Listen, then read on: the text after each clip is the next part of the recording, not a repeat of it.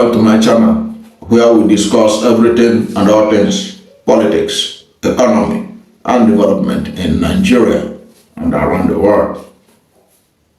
You must have heard about the story that a federal high court in Lagos has ordered interim forfeiture of $2.4 million and 7 properties connected to former governor of Central Bank of Nigeria, Mr. Godwin Ifeanyichukwu Emefiele.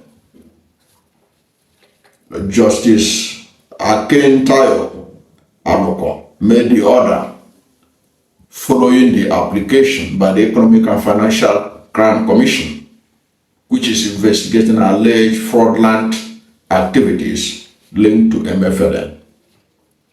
The properties in question include real estates, prime real estate in Lekki and Ikoyi, Lagos, as well as a large industrial complex in Abo, Delta State. Now, I'm doing this video basically to use Emefiele as a lesson for Igbo leaders. That's what I want to use Emefiele to be as a lesson to Igbo leaders who have acquired wealth. Now, before I go further on this, if you are new to my channel, you have not yet subscribed to my channel, please subscribe to my channel. Hit the subscription button, hit the notification bell. When you subscribe to my channel and hit the notification bell, anytime I have a new video, you'll be among the first to know. God bless you. And please don't forget to like this video, because when you like it, Google will rank it high and recommend it for more people. Thank you, and God bless you and yours. I also have books on Amazon. You can see them on your screen. Type the title of any of these books and the author name, which is yours truly, and Google will take you to Amazon. You can see any of these books. Amazon is world's #1 on print on demand, ebook, what have you. Thank you, and remain blessed. Now, I want to draw attention, use Emefiele as a lesson to Igbos, Igbo leaders in particular, who have made money or who are wealthy. Let us first of all break things down. Emefiele's problem started from his alleged presidential ambition in 2023, in which Bola Ahmed Tinubu was a major aspirant at that time. Emefiele's major crime, as I can see, was largely because of his presidential ambition and the alleged involvement in the plot to stop Bola Ahmed Tinubu from emerging as the presidential candidate of the APC. I want somebody to prove me wrong. I have never seen Bola Ahmed Tinubu during the debate. He didn't attend any debate, or during the campaign where he was so frontal about fighting corruption. There was only a candidate that talks about fighting corruption in the last election. That was Peter Obi of the Labour Party. He was the only person that talks about fighting corruption, that his campaign on it was believable because of his own track record. But the other ones, nobody will believe them, even if they have said they will fight corruption. Even Obasanjo, if you are in doubt, go and read what Obasanjo wrote about Bola Ahmed Tinubu and Atiku Abubakar in his book, My Watch, when it has to do with corruption. So that you didn't say you hear it from my mouth. Go and read what Obasanjo thinks of Bola Ahmed Tinubu on the issue of corruption in Nigeria. Go and read his book, My Watch. Obasanjo's memo talking about his year as in government as president, democratically elected president. Now, supposing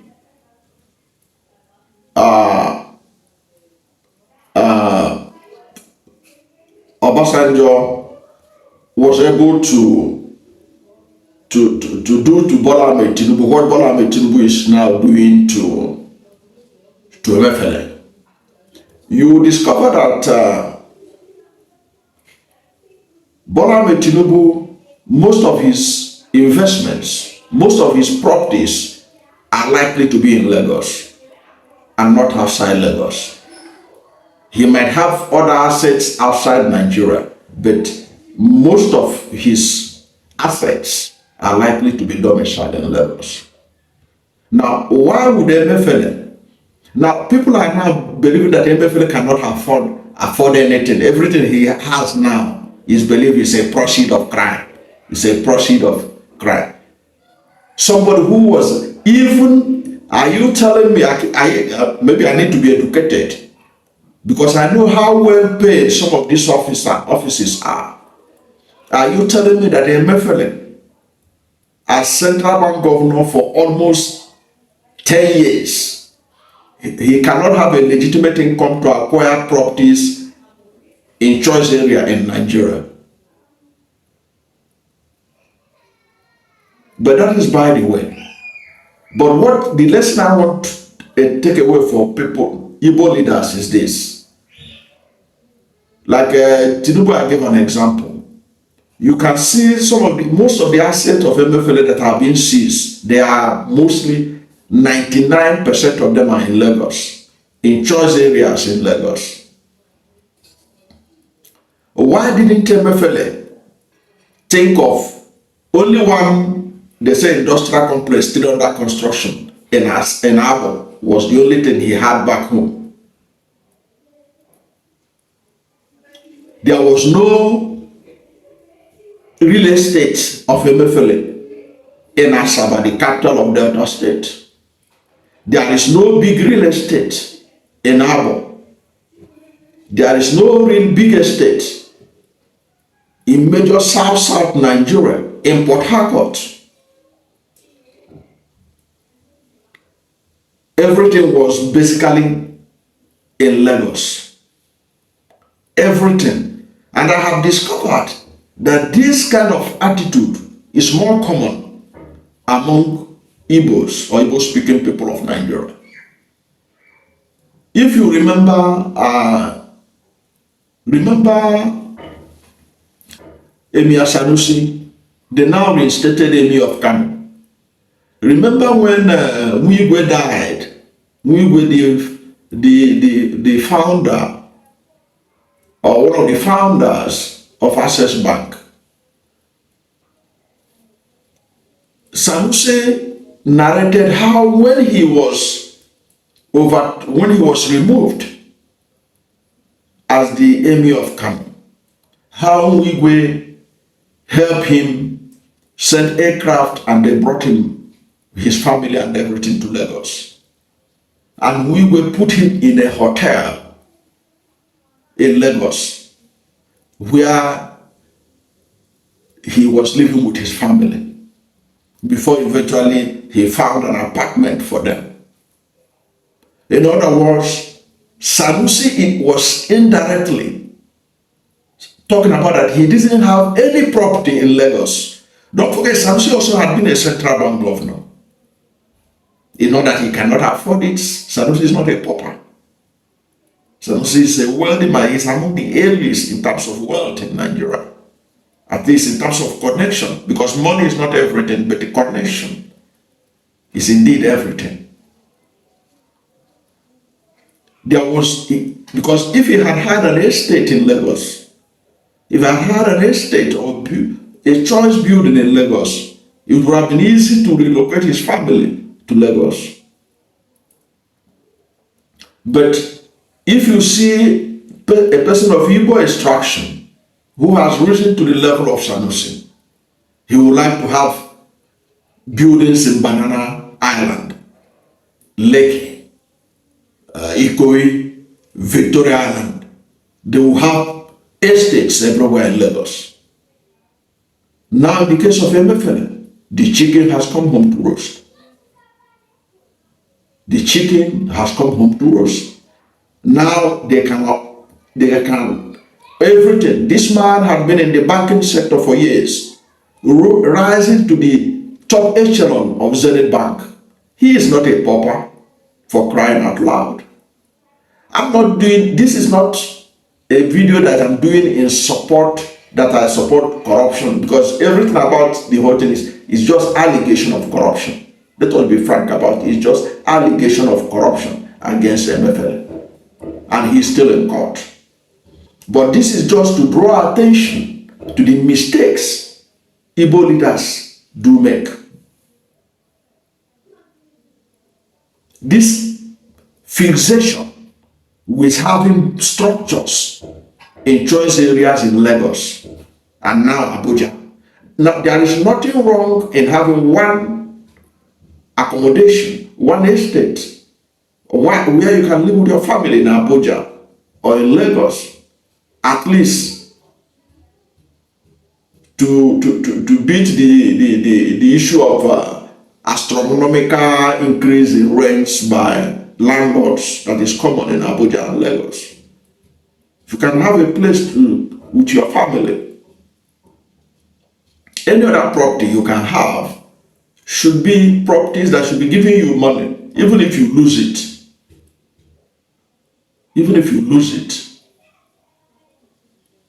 at least you know that it was getting you money. Maybe by the time you are losing it, you have already recouped your investment. You can have hotels, you can have guest houses, you can have properties that yield results.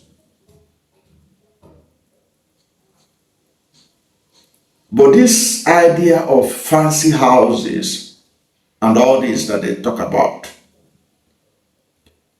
outside Southeast, it is common among Igbos, both in the Southeast and in the South.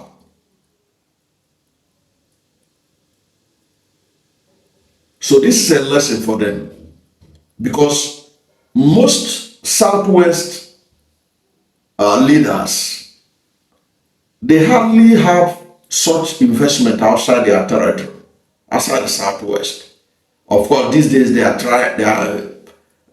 having one or two houses or one or two investments in Abuja. But can you imagine if Emefiele's investments, all these buildings that are being, real estate are being confiscated interim for future, because it's from interim, they will now make it permanent. And all these buildings, those who are closer to power will eventually buy them when they put it out in the market.